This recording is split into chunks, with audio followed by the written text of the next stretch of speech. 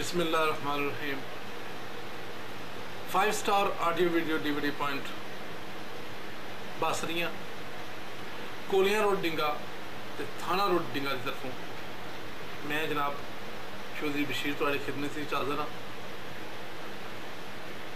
पहली दफ़ा तुहाडे लोकां नाल फेस टू फेस मुलाकात हो रही है। मैं उन्होंने लोगों का बड़ा शुक्रगुजार हाँ जिहड़े यूट्यूब से साड़ियाँ कोशिशों मसलन सराहते हैं, जोड़े वो बारे कॉमेंट्स देंगे ने, जिन्होंने चीज़ों कमी है कुछ उन्होंने बारे दसते हैं। मैं तुहाडे नाल कुछ गल्लां साझियां करना चाहना जो मेरे दिल दियां ने या मसलन परदेस दी जिहड़ियां मुश्किलां ने।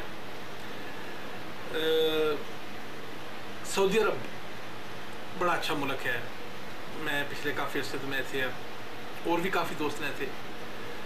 जिस वेले भी पाकिस्तान जाइए तो अक्सर बंदे कहते हैं कि अगर हो सके तो साढ़े मुड़े वास्ते किसी वीज़े का बंदोबस्त करो। तो मैं उन्होंने लोगों को दसना चाहना जोड़े बंदे पाकिस्तान रहते हैं पे या जोड़े बंदे फॉरन कंट्रीज मसलन स्पेन, इटली, अमेरिका, डेनमार्क के पिछले जो रहते हैं पे कि सानू इन्हें इत्थे रह के किहड़ी मुश्किलों का सामना करना पैंदा। मेरी कोशिश है कि कोई ऐसी गल ना की है जिहदे नाल सऊदी हुकूमत को फर्क पवे। यह वाकया जिस तरह मैं उस बंदे से पेश आया बिल्कुल उसी तरह मैं तुहानूं सुनान लगा, मुकम्मल ओदी ज़बानी। लेकिन बंदा इस वेले इत्थे नहीं तो मैं फिर साफ ज़ाहिर है मैं ओदी तरह सुनावांगा।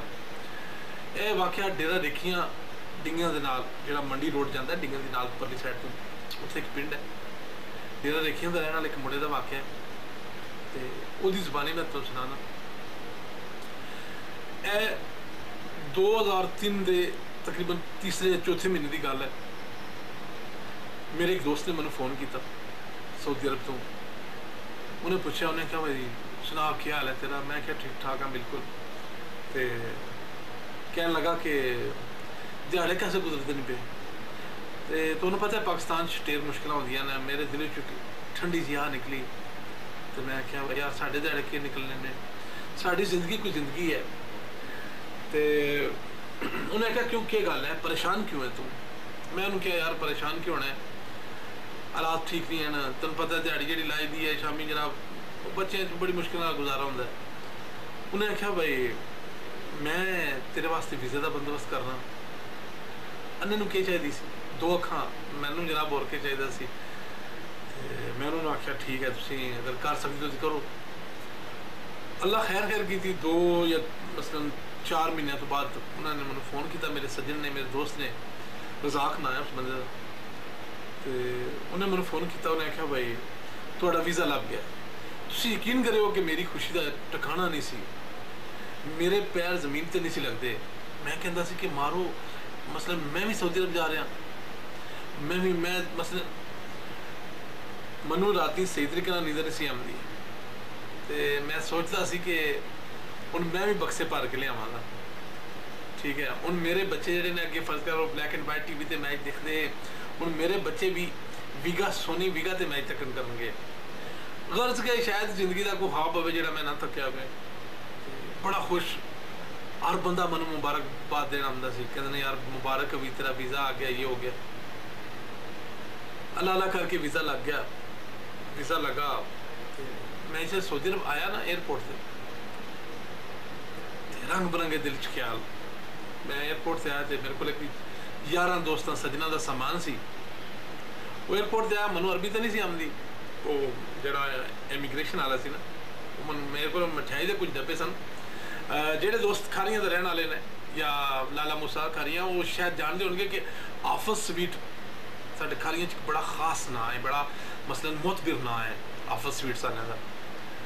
तो वो आफस स्वीट्स वाले कुछ मसलन उन्होंने को मिठाई शाई अच्छी किस्म की बनवा के आती सी।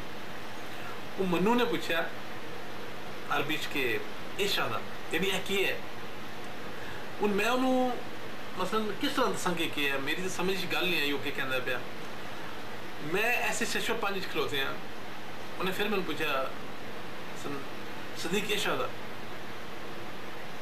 मैं कोई माकूल जवाब नहीं दे सकिया। तो उन्हें डब्बे चुके ना तो नाल कचरे का डब्बा सी पिया वो सारे। मैं बड़ा हैरान, मैं कि यार इन्हें देखी नहीं चखी नहीं, इन्हें क्या किया। इचना ने ना मेरे बैग चों सर्विस डॉन कार्लस की जुत्ती जी है ना वो थले तला तला जो बड़ा मोटा होंगे तो एक बंदे ने भेजे सन उत्थे अपने उन्हें कहा कि जाके उत्थे तुसी मेरा भाई है या रिश्तेदार है उन्हें जो उन्हें लिया के ना ब्लेड थले वाले पहले मार के सली चीर चढ़िया। तुसी यकीन करो कि मैं बड़ा कुछ कहना चाहता सी लेकिन मैं कुछ नहीं कह सकिया और मैंने पहली दफ़ा एहसास होया कि मैं अपने मुल्क तो बाहर हाँ, मैं उस वतन तो बाहर हाँ जिद मैं इतना अरसा रह के आया, मैं एक नवी दुनिया च आ गया। बहरहाल मैं बाहर निकलिया, मेरे दोस्त रज़ाक साहब तो एक उन्होंने नाल उन्होंने बड़ा खास दोस्त सी इलियास मेरे पिंड के सन दोए मैं लैन आए, मैं उन्होंने नाल गया। अच्छा मैं उन्होंने को ये पूछा भाई मसलन यार मेरे नाल उन्हें क्या किया, मठियाई उन्हें साइड से साथ छड़ी है, जुतियां उन्हें पाड़ छड़ियां ने। अच्छा वो आखन नहीं यार 10 पिंड की वो फलाने का ब्याह होना सी उसका क्या बनया है, फलाने की कुड़ी जी है वो शादी से उसका क्या बनया, बंदा फलाना बड़ा बीमार सी उसका, यानी वो उत्थे दी गल्लां पुछना चाहते सन, मैं उत्थे दी पुछना चाहता सी। बहरहाल मैं उन्हें दस्सिया मैं कि यार वो इन्नी उन्होंने किया, वो कहते हैं तो कुछ भी नहीं, खैर है कोई नहीं अल्लाह खैर करेगा। अच्छा एक गल मैं तुहानूं खास दसना चाहना कि यह 2003 या 4 का वाक़या सी। उस वेले इस तरह होंदा है मसलन इतनी सख्त चैकिंग होती सी, फिर साड़ी असल पता है क्या साड़ी रेपूटेशन ठीक नहीं है। असी लोग जो पाकिस्तान तो आने मसलन एक साल ऐसे ऐसे साल भी गुजरे ने कि एक साल 100 200 बंदे दे तोड़ा इतने लाइया गई ने, क्यों कि वो लोग हीरोइन की मसलन सिस्टम मुलवस होते सन, स्मगलिंग होते सन, सिर्फ उस वजह तो चैकिंग ज़्यादा होती सी। बहरहाल हूँ ऐसा कुछ नहीं होता। बहरहाल घर आए पिंड के सारे मुड़े और भी कोई 2-4 मिले, मुलाकात हुई, बड़ा खुश मैं क्या मसलन जिस तरह मैं इतना खुश थी कि मैं केटू की जगह चोटी सर कर ली है कि मैं बड़ा कम कर छड़िया। बहरहाल दोस्त जिसे मैं घर मसलन असी आए टीवी शीवी उन्हें पाकिस्तान तुहानूं पता है हूँ तो खैर थोड़ा चेंज हो गया सिस्टम, लेकिन अज तो 5-10 साल पहले डिशां इतनी ज़्यादा नहीं होंदियां तो उत्थे डिश भी लगी, चैनल भी नवा जहा सिस्टम, बड़ा खुश होया मैं।